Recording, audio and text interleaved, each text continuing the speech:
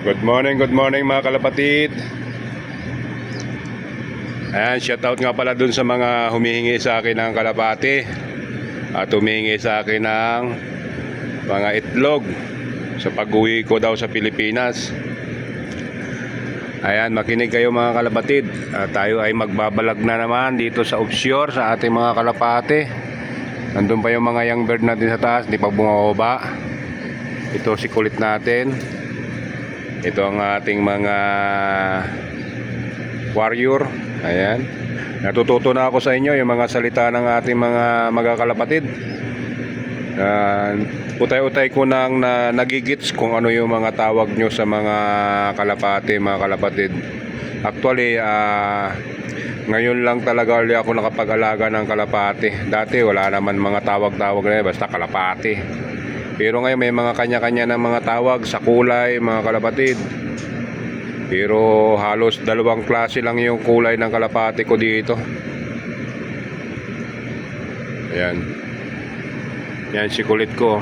Kinukulit na naman yung tatlong young bird natin doon sa loob ng kulungan. Inaagawan niya ng kwatuka. Ayan, shout out sa mga subscriber ko at mga follower ko sa aking Facebook page. Happy 50,000 followers na tayo sa ating Anthony Mix Vlog sa ating page. Thank you. At sa ating YouTube ay nag-uumpisa pa lang tayo mga kalapatid, hindi pa tayo monetize. Sana naman ay pakitapos ang ating video mga kalapatid. Ayan, dito nga pala yan sa gitna ng karagatan mga kalapatid, Saudi Arabia, offshore. Kaya ang masasabi ko doon sa humihingi ng ating kalapati, mga ka-offshore, ay hindi tayo makapagbigay ng kalapati, mga kalapatid.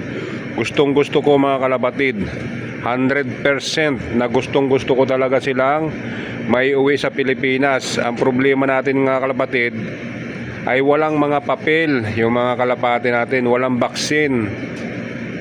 At isa pa, wala silang mga original na ring. Wala silang mga ring mga kalapatid. Kaya hindi natin sila pwedeng maidala sa lupa at maiparistro.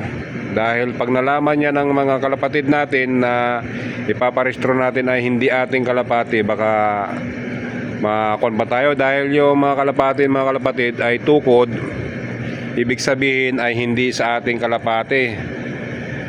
Yung mayroong mga may singsing ibig sabihin ay hindi sa ating kalapati yun mga kalapatid. Kasi hindi sa atin nakapangalan. Tapos ibang bansa pa. Kaya lalong delikado. Hindi natin sila pwedeng iparehistro na iuwi natin sa Pilipinas. Saka ang problema nito mga kalapatid ay hindi ko rin alam kung saan dito ipaparehistro. Ayan.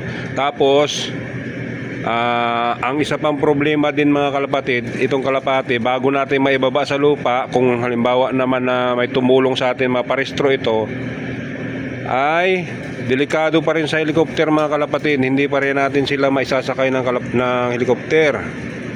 Pakainin muna natin. Come.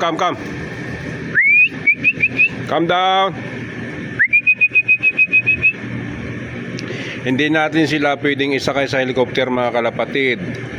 Dahil ang sakayan namin din dito magmula sa barko papunta sa lupa ay helicopter. Hindi na natin sila, unang-una hindi na agad natin sila maisakay doon. Pangalawa, doon sa naghahingi ng itlog, mga kalapatid, ang kalapati dito ay sa platform nangingitlog. Hindi natin alam kung bagong itlog or bago o maka nalimlima na, baka mayroon ng similya yon. Sayang lang rin mga kalapatid kasi dapat yan mailagay na agad sa malamig na hindi nasisira. Dahil ang aking pag-uwi mga kalapatid ay inaabot ng buwan bago ako makauwi niyan. Dahil sa sobrang dami ng problema ng company ko ay hindi magawa ng paraan agad yung pagbaba mo galing dito sa barko, diretso uwi na. Kung napanood nyo mga kalapatid, nakailang attempt na ako umuwi. Kaso lang laging napupuspon dahil nga nai-standby. Sayang din naman yung standby ko doon, kaya bumabalik ako dito sa barko mga kalapatid.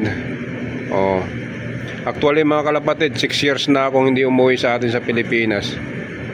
Nalilibang dito sa pag-aalaga ng kalapati mga kalapatid. Saka malaki na rin naman yung mga anak ko. Hindi na masyadong kailangan nilang nasa tabi ako. Ayan lang mga kalapatid. Thank you for watching. At medyo mahaba na yung ating video. Ayan, Pigeon Offshore, Anthony Mix Vlog. Please subscribe.